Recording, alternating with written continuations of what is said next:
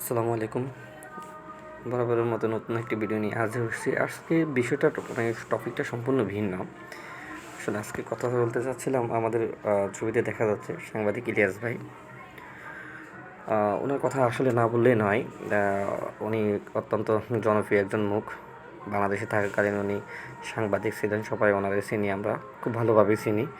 তো আমার কাছে বেসিক্যালি মনে হচ্ছে যে ওনার কথাগুলা যেসব রাজনীতিবিদ বলেন, যারা রাজনীতি পছন্দ করেন বাংলাদেশের সমসাময়িক প্রেক্ষাপট নিয়ে উনি খুব ভালোই কথা বলে। আমার কাছে মনে হচ্ছে যে ওনার কথাগুলো আপনাদের সবারই শোনা উচিত। আজকে একটা নতুন ভিডিও দেখলাম ইউটিউবে ওনার, সেটা হচ্ছে হাসিনা আপাকে নিয়ে সবাই ফুটবল খেলতেছে, জাস্ট এরকম একটা শিরোনামে উনি একটা ভিডিও আপলোড করছেন। ওটা আপনারা সবাই শুনতে পারেন না। আসলে বেসিক্যালি হচ্ছে কি, আপনি যখন ক্ষমতার অপব্যবহার করবেন, অতিরিক্ত পাপ করবেন, এটা অটোমেটিক্যালি আল্লাহর পক্ষ থেকে ওই পানিশমেন্টটা হয়ে যাবে, বুঝতে পারছেন? আর আমরা বেসিক্যালি আমরা জালিমি আমরা মূলত হচ্ছে যে জুলুম সহ্য করে আসছি। আমি রিসেন্টলি ফলো আপ করছিলাম যে অনেককে দেখছিলাম যে বিশেষ করে বঙ্গবন্ধুর ছবি ভাঙা নিয়ে অনেক উটবুট কথাবার্তা বলতেছে, নানান ধরনের কমেন্ট করতেছে। সুশীল সমাজ জাগ্রত হয়ে উঠছে। আসলে সত্যিকার অর্থে এই সুশীল সমাজ কোথায় ছিল যখন স্বৈরাচার হাসিনা আমাদের দেশটাকে শোষণ করতেছিল অনবরত? তারা তখন একেবারেই বিড়ালের মতো লুকাইছিল, বুঝছেন? কোনো কথাবার্তা বলে নাই। এখন রিসেন্টলি তারা মোটামুটি খুব ভালোই জাগ্রত হচ্ছে যে না, এইটা ঠিক না, ওটা ঠিক না, এই সেই হ্যাং ত্যাং, সংসদের মতো একটা জায়গায় বসে মানুষ সিগারেট টানে কীভাবে, এই সেই হ্যাং ত্যাং। কিন্তু সংসদে ছিল কারা, এটা দেখতে হবে। আমরা জানি সংসদে ছিল, আমার কাছে মনে হচ্ছে বাংলাদেশের সবচেয়ে নিকৃষ্টতম লোকরাই সংসদের মধ্যেই ছিল। ওইখানে সিগারেট খাওয়ানো, ওইখানে মদ খাইলেও আমার কাছে মনে হয় না যে খারাপ হবে। এই কথাটা কিন্তু সাংবাদিক ইলিয়াস ভাই বলছে।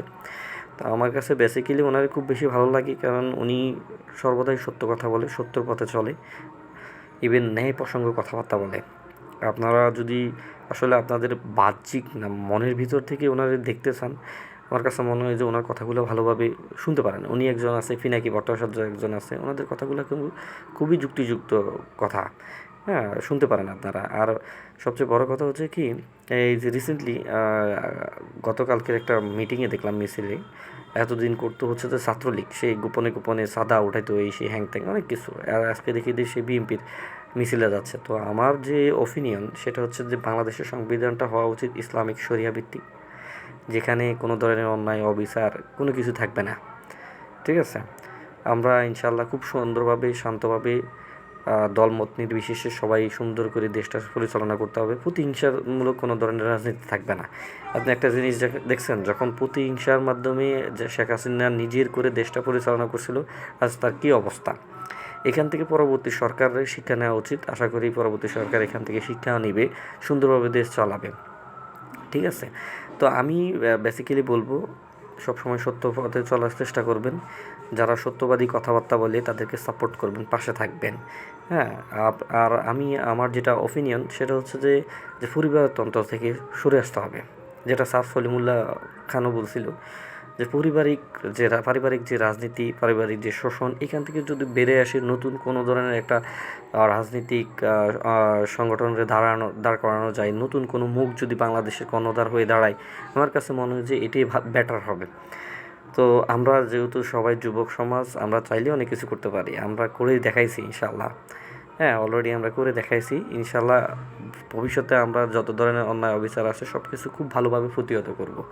তো আমি শুধু বলবো, যুবক সমাজ সবসময় সত্যের দিকে থাকবা, ভালোবাসা বা সবসময় ন্যায়পরায়ণ হবা, কোনো ধরনের প্রতিহিংসা জাগ্রত করবা না। আওয়ামী লীগে যারা আছে, ছাত্রলীগে যারা আছে, ওদেরকে ওইভাবে অবিচার করার দরকার নেই। ওরা অমানুষ ছিল, সেটা সত্য।